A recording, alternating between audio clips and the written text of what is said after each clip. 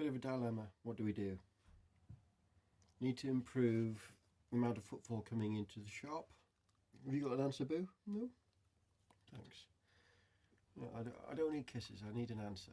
That's what I need. I need answers. Our products obviously don't attract a majority of people to come into the shop, to go in a completely different direction altogether, to get rid of the ethical element of the shop. We believe in the products, we're very happy with the products that we've actually got in our shop, but there doesn't seem to be as much footfall walking past.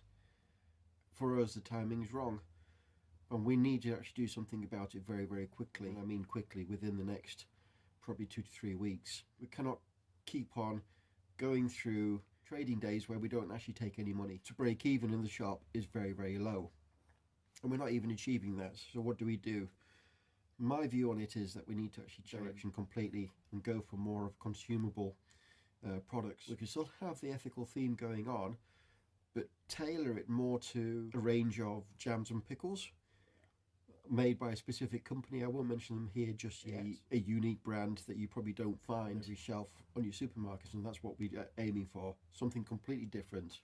The Himalayan salt.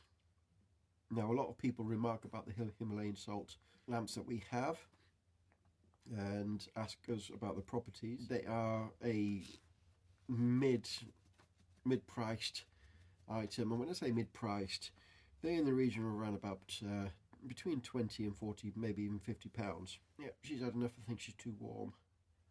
However, there are other elements of the Himalayan salt that we can actually use, things like cooking, because in principle the Himalayan salt into the shop. Also a range of chocolates as well. Danger there is that I probably want to eat them. Again, these consumable items bring people back into the shop on a regular basis to pick up these relatively low cost items on a regular basis. I did actually talk to somebody about supplying us with coffee. Positive and enthusiastic about doing so. He never actually came up and spoke to us. I rather suspect it was just a bluff.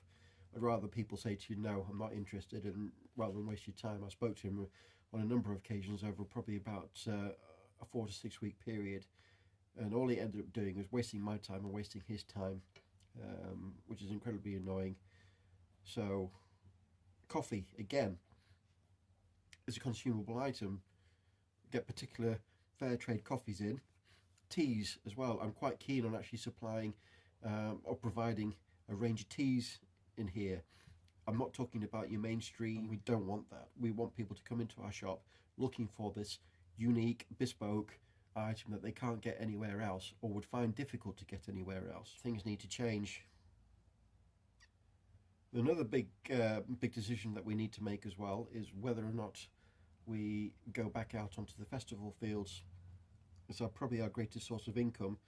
However, looking at the figures from last year, not a great return for the amount of work that we actually put in. You break it down per hour, it's well below the UK's national minimum wage, minimum hourly wage. But this is what you do when you're self-employed. There's no protection for us out there by the government. We have to get this, pull it out, and get on and decide what you're going to do to make it work. I'm not entirely sure that going back on the festival field is the right thing to do. Several reasons behind that. At our last festival, you're probably aware through our Instagram posts and Facebook posts that we had our 2 gazebos pretty much destroyed. I've managed to partly repair one, but it is a little bit rickety. It may pass, but realistically, for us to go out onto the field, we need a brand new setup, which is going to cost somewhere in the region of about £1,500, money we don't have. We also need to have a reliable supply source. Again, that's down to money I don't have. It's a difficult one, and it's not a particularly easy decision to make. I'm not fully made up my mind yet. Thoroughly enjoyed our times out on the field. It was incredibly frustrating and incredibly worrying as well when you go to a poor show, because the profit you made from your good show is completely wiped out with that poor show. You could be paying out thousands of pounds at this point of the year, and 8 months later you actually go and trade on that particular field. But the catch-22 situation is, you don't pay that money, you could lose out on your pitch. For the young business such as ourselves, it's money that we need to trade with, and we can't particularly afford to go and spend somewhere in the region of around about £2,000 on pitch fees right at this stage, when we need £2,000 to buy a new product. It doesn't work. So I mean, that's the situation we find ourselves in. Whether we go back out onto the field or not, I don't know. We've got to make that decision, and we'll probably be making it within the next couple of weeks. There might be a couple of shows that we actually do, the ones that we did really well at, and concentrate on those. We did actually make decent money at these shows, and to actually concentrate on actually taking the profit away from them, rather than going to the following show and lose that profit because we haven't done so well. The costs are exactly the same, but you haven't turned over as much gear, and your profitability, by the time you've taken all your costs out, become, you stood on a field for 3 days, 4 days, setting up, breaking down, talking to people, for nothing. That's not what business is about, I'm afraid. However, I'm not fully decided on that. Another piece of news is I've had to take the decision to sell Skull, the van that I was going to convert. When I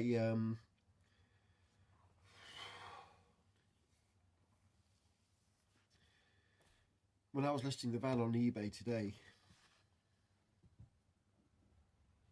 well, the reasons for doing so are this. It's very simple. It's going to cost us a fair bit of money to actually convert the van, and again, don't have that money lying around. At the moment, the money that we have is just enough to survive for the next month or two, with the hope that things pick up, and it's a long hope. So the decision was made. I made it by myself. I spoke to Carol briefly about it, but the van has to go. So if you're actually looking for a long wheelbase VWLT 35 in very good nick, highly sought after because there's not very many about, this is in very, very good nick, go and check it out. But this isn't the end. It's just a little bit of a kick in the teeth at the moment. Yeah, so anyway,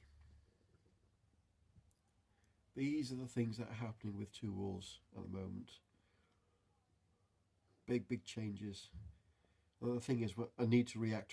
We both need to react very quickly. Otherwise, neither of us are going to have a business. Neither of us are going to have a solid income. We need to work on, and we need to get going. There is scope. There's a huge amount of scope. We just need to take a step back, consolidate, and push forward again. Sometimes when you feel like you're being kicked, or you've tried and tried and tried, and all you seem to do is come against brick wall after brick wall after brick wall. How many brick walls do you need to get over before you can start seeing the green fields on the other side? The gold. We're not looking to be phenomenally rich out of this, but we do need to have a comfortable income so that we're not worrying from day to day, from week to week, whether or not we can survive the next day, the next week, the next month, the next year. It's as simple as that. This is what business is. It's all centered around cash flow, and to get cash flow, you need people buying your stuff, whether it's your product or whether it's your service. You need to think about it very, very carefully and act very quickly and do something and change direction if you have to. And this is what this is about. It's a step back right now for a short period of time. So we'll keep you updated with our decisions. But the van has to go. It's as simple as that. You've got to be pragmatic about these things. I haven't got the money to actually convert that van. I was hoping that Canterbury Christmas Market was going to provide us with the money to do that, I shot the video on YouTube prior to going down to Canterbury. I had high hopes that Canterbury would deliver. We have a certain expectations when you actually pay for something. Say you pay £100 for a pitch fee, you expect to turn over 10 times that amount. So you'd expect to have a return of around about £1,000 for that £100 pitch. And that's the way it works. I forked out £2,100, so I was expecting £21,000 over that 5-week period.